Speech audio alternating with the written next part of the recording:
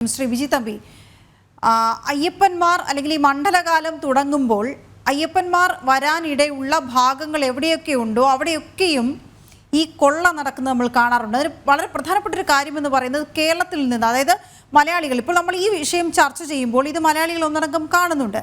മലയാളികൾ വരുന്നതിനൊപ്പം തന്നെ നമുക്കറിയാം തമിഴ്നാട്ടിൽ നിന്നും കർണാടകയിൽ നിന്നും ആന്ധ്രാപ്രദേശിൽ നിന്നും മഹാരാഷ്ട്രയിൽ നിന്നും ഒക്കെയുള്ള അവിടെ നിന്നൊക്കെയുള്ള ഭക്തരാണ്, അയ്യപ്പ ഭക്തരാണ് ശബരിമലയിലേക്ക് എത്തിച്ചേരുന്നത്. അപ്പോൾ ഇവിടെ എന്താണ് സംഭവിക്കുന്നതെന്നോ ഇത് എത്ര രൂപയാണ്, 30 ആണോ 40 ആണോ 50 ആണോ എന്നൊന്നും നോക്കാനുള്ള സമയമോ ഒരുപക്ഷെ അവരത് ശ്രദ്ധിക്കുന്നോ ഉണ്ടാകില്ല. ഇതിൻ്റെ മറവിൽ കൂടിയാണ് ഈ കൊള്ള നടത്തുന്നത്. കൃത്യമായി ആരുടെയൊക്കെ വാഹനങ്ങളാണ് തിരഞ്ഞു പിടിച്ച് ഇത്തരത്തിൽ പൈസ ഈടാക്കുന്നത്. മലയാളികളിൽ നിന്ന് ഈടാക്കുന്നതിനേക്കാൾ ഒരുപക്ഷെ ഇരട്ടിയാണ് മറ്റ് ഭാഷ അയ്യപ്പ ഭക്തരിൽ നിന്ന് ഏർപ്പെടുത്തുന്നത്. അപ്പോൾ ഇതെല്ലാം വ്യക്തമായ കൊള്ള കാണിച്ചു തരുന്ന ഒന്നാണ്. അത് നോക്കാൻ, നിരീക്ഷിക്കാൻ ആരുമില്ല എന്നുള്ളതും വാസ്തവമാണ്. എങ്ങനെയൊക്കെ ഇടപെടൽ നടത്തേണ്ടതുണ്ട് എന്ന് താങ്കൾ കരുതുന്നു? സ്വാമിയെ ശരണമയ്യപ്പ. ഈ അയ്യപ്പന്മാർ ഭഗവാനെ ഒരു നോക്ക് കാണാൻ ലോകത്തിന്റെ നാനാഭാഗങ്ങളിൽ നിന്നും ഇവിടെ എത്തുന്ന അയ്യപ്പന്മാർ ഇത്രയ്ക്ക് നികൃഷ്ട ജീവികളാണോ? ഇത്രയും നികൃഷ്ടമായിട്ടാണോ ഇവരെ നമ്മുടെ സർക്കാരും ദേവസ്വം ബോർഡും കാണുന്നത്? ആലോചിച്ച് നോക്കുക. ഈ അയ്യപ്പന്മാരെന്ന് പറഞ്ഞാൽ അവർ അയ്യപ്പ സ്വാമിമാരാണ്, അവർ ഭക്തന്മാരല്ല, അവർ യഥാർത്ഥ അയ്യപ്പന്മാരാണ്. അത്രയും വ്രതനിഷ്ഠയോടെ വന്ന് ഭഗവാനെ കാണാൻ വരുന്ന അവരോട് എന്തുമാത്രം അവജ്ഞയും എന്തുമാത്രം പുച്ഛവുമാണ് ഇവിടെ പല ആൾക്കാരും കാണിക്കുന്നത്.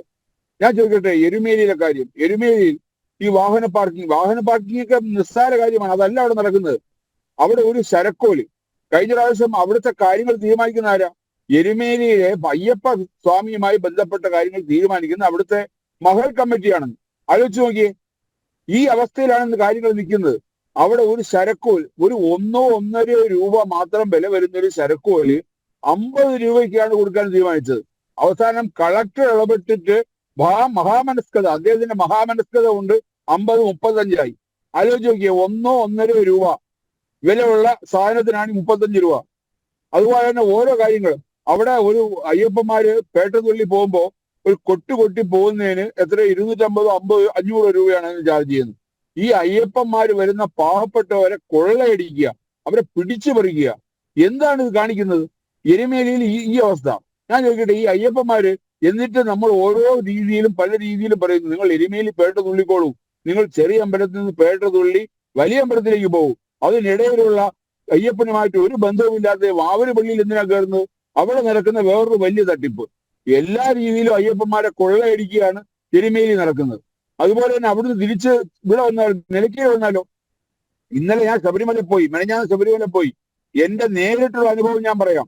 ഞാൻ എന്റെ വാഹനത്തിൽ ഞാൻ നിലയ്ക്ക് എത്തിയപ്പോൾ അവിടുത്തെ പോലീസുകാർ വാഹനം തടഞ്ഞിട്ട് പോലീസ് ഡ്രൈവറോട് പറയാണ്, പമ്പ എങ്ങോട്ടാ? പമ്പയിൽ പാർക്കിംഗ് ഒന്നുമില്ല, അവിടെ സ്ഥലമൊന്നുമില്ല, പാർക്കിംഗ് കൂടുതലാണ് എന്ന് പറഞ്ഞപ്പോ ഞാൻ ഗ്ലാസ് താത്തി. അപ്പൊ എന്നെ കണ്ടപ്പോ പോലീസുകാർ പോട്ടെ എന്ന്. ഞാൻ അവിടെ ചെന്നപ്പോ ഇഷ്ടംപോലെ വണ്ടികളിടാൻ സ്ഥലമുണ്ട് അവിടെ. അപ്പൊ പോലീസുകാരെ കൂടെ ഉൾപ്പെടുത്തിക്കൊണ്ട് ഇവര് നടത്തുന്ന കളിയാണിത്. കാര്യം പാർക്കിംഗ് ഇല്ല എന്ന് പറഞ്ഞു കഴിഞ്ഞാൽ എന്ത് ചെയ്യും? പാർക്കിംഗ് ഇല്ലാന്ന് പറഞ്ഞാൽ വണ്ടികൾ അങ്ങോട്ട് പോകില്ല, അവർ നേരെ നിലയ്ക്കൽ പാർക്ക് ചെയ്യും. അവർ നിലയ്ക്കൽ പാർക്കിംഗ് ഫീസ്, അത് കഴിഞ്ഞിട്ട് ബസിന്റെ കൊള്ള, ഇതെല്ലാം അനുഭവിക്കണം. ഇതിനൊക്കെ എന്താ ഉദ്ദേശിക്കുന്നത്? അയ്യപ്പന്മാരോട് ഇങ്ങനെ ചെയ്യുന്ന കഷ്ടമല്ലേ? മാത്രമല്ല, ആ പമ്പയുടെ മുകളിലോട്ട് പോയി കഴിഞ്ഞാൽ തുള്ളി വെള്ളം കിട്ടാൻ നിർത്തിയില്ല. അവിടെ ഒരു സേവാ കേന്ദ്രങ്ങളിലും ഞാൻ നോക്കിയപ്പം എന്ത് വിശ്വസിച്ച് നമ്മൾ വെള്ളം വാങ്ങിച്ച് കുടിക്കും? ഇന്നത്തെ കാലത്ത് സാംക്രമിക രോഗങ്ങൾ എല്ലാ രീതിയിലും പകർന്നു നടക്കുന്ന ഈ കാലഘട്ടത്തിൽ എങ്ങനെ വിശ്വസിച്ച് കുടിക്കും? ഒരു സ്ഥലത്ത് വെള്ളം കൊടുക്കാനിരിക്കുന്ന ആളുടെ മുഖത്ത് നോക്കിയാൽ നമുക്ക് വെള്ളം ചോദിക്കാൻ തോന്നില്ല. അയാൾ വേണമെങ്കിൽ ആ ചൂടുവെള്ളമെടുത്ത് നമ്മുടെ മുഖത്ത് ഒഴിച്ചു തരുന്ന രീതിയിലാണ് അയാൾ നോക്കുന്നത്. ആലോചിച്ച് നോക്കിയേ. ഞാൻ ചോദിക്കട്ടെ, ഇവിടുത്തെ നമ്മുടെ എത്രയോ ഹൈന്ദവ സംഘടനകൾ, സന്നദ്ധ സംഘടനകളുണ്ട്. ഞങ്ങൾ തയ്യാറാണ് സൗജന്യമായി ചുക്കുവെള്ളമോ എന്ത് വെള്ളം വേണമെങ്കിൽ കൊടുക്കാൻ. അതിനുള്ള അവസരമെങ്കിലും തരൂ. അവിടെ ഇരിക്കുന്ന ആരാണ്? ഒരു ഉത്തരവാദിത്വം ഇല്ലാത്ത ആൾക്കാരാണ് അവിടെ വെള്ളം കൊടുക്കാതിരിക്കുന്നത്. പോട്ടെ, മിനറൽ വാട്ടർ കുപ്പി കൊണ്ടുപോകണ്ട, പ്ലാസ്റ്റിക് ആണ്, പ്രശ്നമാണ്. ഞാൻ ചോദിക്കട്ടെ, നമ്മുടെ റെയിൽവേ സ്റ്റേഷനിൽ ഉള്ളതുപോലെ മിനറൽ വാട്ടറിന്റെ ഒരു ഇത് വെച്ചുകൂടെ? അവർക്ക് ഒരു ഔട്ട്ലെറ്റ് വെച്ചുകൂടെ? ഒരു ഡിസ്പോസൽ സാധനം വെച്ചുകൂടെ? അതിൽ നമുക്ക് വന്ന് നമ്മുടെ കുപ്പിയിൽ വെള്ളം കൊണ്ടുവന്ന് എടുക്കാമല്ലോ. 1 രൂപയോ 2 രൂപയോ 10 രൂപയോ എത്ര ചാർജ് ചെയ്യട്ടെ? നമുക്ക് എടുക്കാമല്ലോ, നമുക്ക് ശുദ്ധമായ വെള്ളം എടുക്കാമല്ലോ. ഇത് വെള്ളമില്ല, തുള്ളി വെള്ളം കിട്ടാൻ നിർത്തിയില്ല. അപ്പൊ പണ്ടൊക്കെ വെള്ളത്തിന് പകരം സോഡയാണ് കിട്ടിക്കൊണ്ടിരുന്നത്. ഇന്നിപ്പോ അവിടെ സോഡയില്ലാത്ത അവസ്ഥയാണ്. അപ്പൊ ഈ രീതിയിലെല്ലാം അവിടെ നടന്നുകൊണ്ടിരിക്കുന്ന കാര്യങ്ങൾ. പ്രധാനപ്പെട്ട ഒരു കാര്യം ശ്രീ വിജിത്തമ്മ ഒന്ന് ഇടപെട്ട് ചോദിച്ചിട്ട്, പ്രധാനപ്പെട്ട ഒരു കാര്യം ഈ സന്നിധാനത്തോടടുത്തോ അല്ലെങ്കിൽ പമ്പയിലോ ഒക്കെയും ഇതിനൊക്കെ നിരീക്ഷണ സംവിധാനമുണ്ട് എന്ന് കേട്ടിട്ടുണ്ട്. അത് എത്രത്തോളം ഇടപെടലുകൾ അവിടെ കാര്യക്ഷമമായി നടക്കുന്നുണ്ടെന്നുള്ള കാര്യം അറിയില്ല. ഒരു പക്ഷേ താങ്കളെപ്പോലുള്ള അനുഭവ സമ്പന്നർക്ക് അത് പറയാൻ സാധിച്ചേക്കും. അതേസമയം അവിടുന്ന് അങ്ങോട്ട് ഈ നിലയ്ക്കലായാലും എരുമേലിയായാലും ഇതുപോലെ അയ്യപ്പന്മാർ വൻതോതിൽ വന്ന് തമ്പടിക്കുന്ന വിരിവയ്ക്കുന്ന ഇടങ്ങളിലെല്ലാം ഈ പ്രശ്നമുണ്ട് എന്നുള്ളതാണ്. ഇതിനൊരു നിരീക്ഷണ സംവിധാനം ശാശ്വതമായി കൊണ്ടുവരാൻ, അതിന് കമ്മിറ്റികൾ രൂപീകരിക്കാൻ, അതിൻ്റെ ഭാഗമാകാനൊക്കെയുള്ള ഇടപെടലുകൾ സംഘടനകൾക്ക് നടത്താൻ കഴിയും. അപ്പം അങ്ങനെയുള്ള ഇടപെടലുകൾ ഇതിൽ അടിയന്തരമായി ഉണ്ടാകേണ്ടതല്ലേ? വിശ്വ ഹിന്ദു പരിഷത്തിന് അക്കാര്യത്തിൽ എന്തിടപെടൽ നടത്താൻ കഴിയും? അതെ, അത് പറയും എങ്ങനെ ഇടപെടും? ഇതിപ്പം പോലീസുകാരും ഹൈക്കോടതിയും എല്ലാം ഇടപെടുന്ന കാര്യങ്ങളല്ലേ. ഞാൻ ചോദിക്കട്ടെ, ഈ പോലീസുകാർക്ക് അവിടെ തന്നെ ആലോചിച്ച് നോക്കൂ. ഈ പണ്ടൊക്കെ എന്താണ്, നമ്മുടെ എത്രയും ഭക്തന്മാരായ ആൾക്കാരാണ് അവിടെ ഡ്യൂട്ടിക്ക് വരുന്ന പോലീസുകാര്. ഇന്നത്തെ അവസ്ഥ എന്താ? ഇന്ന് ആ പോലീസുകാരെന്ന് പറഞ്ഞു കഴിഞ്ഞാൽ ഞാൻ ചോദിക്കട്ടെ, ശബരിമല നിങ്ങൾ ജനൻ ടിവിയുടെ ആൾക്കാരവിടെ ഉണ്ടല്ലോ, നിങ്ങൾ അവിടെ മൊത്തം ഒന്ന് കവർ ചെയ്യൂ. അവിടെ ഒരു കുറിയിട്ട ഒരു പോലീസുകാരനെ കാണിച്ചു തരാമോ?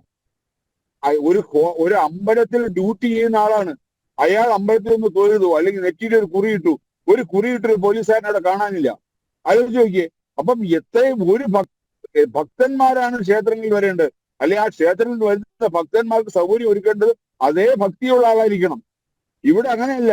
ഇവിടെ ആ ഭക്തന്മാരെന്ന് പറയാൻ പറ്റില്ല, അവർ അയ്യപ്പന്മാരാണ്. അവിടെ ഇരിക്കുന്ന അയ്യപ്പന്റെ അതേ പ്രതീകമാണ് ഈ വരുന്ന ഭക്തന്മാർ. അവരോട് കാണിക്കുന്ന ക്രൂരതകൾ, അവർക്ക് എന്തെല്ലാം ബുദ്ധിമുട്ടുണ്ടാക്കാം, അവരെ എങ്ങനെയൊക്കെ കഷ്ടപ്പെടുത്താം എന്ന് തെളിയിക്കാൻ വേണ്ടി അതിന് തയ്യാറുള്ളവരെയാണ് ഡ്യൂട്ടി കിട്ടുമെന്ന് തോന്നുന്നു നമുക്ക് ഓരോരുത്തരുടെയും മുഖം കാണുമ്പോൾ. ആ രീതിയിലാണ് അവിടുത്തെ അവസ്ഥ. മാത്രമല്ല അവിടുത്തെ മറ്റ് കച്ചവട സ്ഥാപനങ്ങൾ ഞാൻ എടുത്തു പറയുന്നു. ഞാൻ അവിടെ ശബരി ഗസ്റ്റ് ഹൗസിന്റെ താഴെ ഒരു ഹോട്ടലുണ്ട്. ആ ഹോട്ടലിന്റെ പേര് ഗണേഷ് ഭവൻ, അതായത് ഗണപതിയുടെ പേരിലുള്ള ഹോട്ടൽ. അവിടെ ഭക്ഷണം കഴിക്കാൻ ചെന്നപ്പോ അവിടെ ആകപ്പാടുള്ള പൊറോട്ട മാത്രമാണ്. കുറെ പൊറോട്ട അടിച്ചു വെച്ചിട്ടുണ്ട്. ആ പൊറോട്ടയുടെ കൂടെ കുറച്ച് കടലയുണ്ട്. ഒരു ദോശ ഒഴിച്ചാൽ ഇല്ല. അല്ലെങ്കിൽ ശബരിമലയിൽ ചെന്നാൽ രാത്രി എന്താ കൂടുതൽ ആൾക്കാർ കഴിക്കുന്നത്? കഞ്ഞിയും പുഴുക്കും, അല്ലെങ്കിൽ കഞ്ഞിയും പയറും. ഒരു സാധനമില്ല, വേണമെങ്കിൽ കഴിച്ചിട്ട് പോടാ. ഇതാണ് അവിടുത്തെ ആറ്റിറ്റ്യൂഡ്. അപ്പൊ അന്വേഷിച്ചു, പേരന്വേഷിച്ചു, ആരാണ് ഇതിന്റെ ഓണർ, ഗണേശ ഭവന്റെ ഓണർ ആരെന്ന് ചോദിച്ചപ്പോ ആ ആളിന്റെ പേര് ഞാൻ ഇപ്പൊ പറയുന്നില്ല, നിങ്ങൾക്ക് അന്വേഷിച്ചോളൂ. അപ്പൊ ഇത്തരം ആൾക്കാരാണ് ഇവിടെ ഈ പറഞ്ഞെടുത്തിട്ട് ഇവർക്ക് എന്ത് വിശ്വാസം, എന്ത് അയ്യപ്പൻ, അവിടെ വരുന്ന ഭക്തരോട് എന്ത് സ്നേഹം.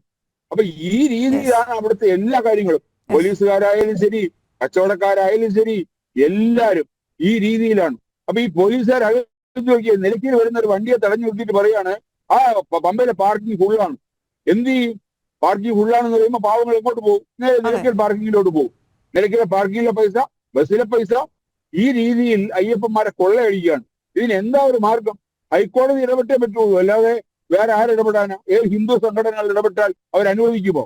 ഞങ്ങൾ എപ്പോഴും പറയുന്നു, ഞങ്ങൾ അവിടെ കുടിവെള്ളം കൊടുക്കാൻ തയ്യാറാണ്, അതുപോലെ അന്നദാനം വേണ്ടി നടത്താൻ തയ്യാറാണ്, ഇതെല്ലാം തയ്യാറാണ്. എന്തിന്?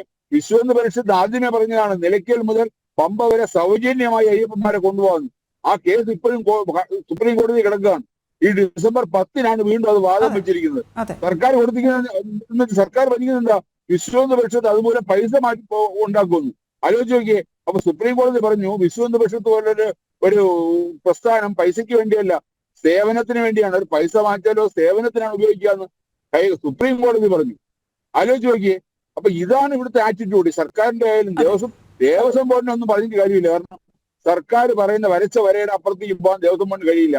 ദേവസ്വം ബോർഡ് സ്വയം ഭരണാധികാരിയുമുള്ള സ്ഥാപനമാണെങ്കിലും ഇന്ന് ദേവസ്വം ബോർഡിനെ സർക്കാരിന്റെ എന്ത് പറയുന്നു ഇറാൻ മൂളി കേട്ട് നിൽക്കാനേ പറ്റൂ. അപ്പൊ ഈ ഇവിടെ കുറെ സർക്കാർ, ഇടതുപക്ഷക്കാരായ സർക്കാർ, അവിശ്വാസികളായ സർക്കാർ, അവരാണ് തീരുമാനിക്കുന്ന വിശ്വാസികൾ എന്ത് ചെയ്യണമെന്ന്. ഞാൻ ചോദിക്കട്ടെ, ഈ ഹിന്ദുക്കളുടെ മുകളിൽ മാത്രമല്ല ഈ കൂരകയറ്റം? വേറെ എവിടെയെങ്കിലും പള്ളി പെരുന്നാളിനോ മറ്റേത് ചെയ്യുമോ?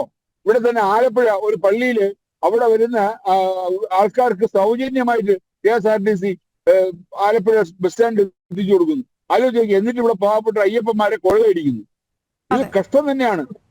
ഇതിനെതിരെ യഥാർത്ഥത്തിൽ പറഞ്ഞാൽ കംപ്ലീറ്റ് അയ്യപ്പ വിശ്വാസികളായ എല്ലാവരും 2018 തെരുവിൽ ഇറങ്ങിയതുപോലെ ഒറ്റക്കെട്ടായി ഇറങ്ങണം. താങ്കൾ ചൂണ്ടിക്കാണിച്ച വളരെ പ്രസക്തമായ ഒരു കാര്യമാണ്. ഭക്തരെല്ലാവരും ഒറ്റക്കെട്ടായി ഇതിനെതിരെ ഇറങ്ങിയാൽ മാത്രമേ ഇതിനൊരു നടപടി ഉണ്ടാവുകയുള്ളൂ. ഈ ഒരു വിഷയം മാത്രമല്ല, ഇത്തരത്തിൽ അയ്യപ്പ ഭക്തരെ അല്ലെങ്കിൽ അയ്യപ്പന്മാരെ കൊള്ളയടിക്കുന്ന നടപടികൾ എവിടെയുണ്ടെങ്കിലും അവസാനിപ്പിക്കാൻ കഴിയുള്ളൂ. വളരെ നന്ദി ശ്രീ വിജി തമ്പി പ്രതികരിച്ചതിന്.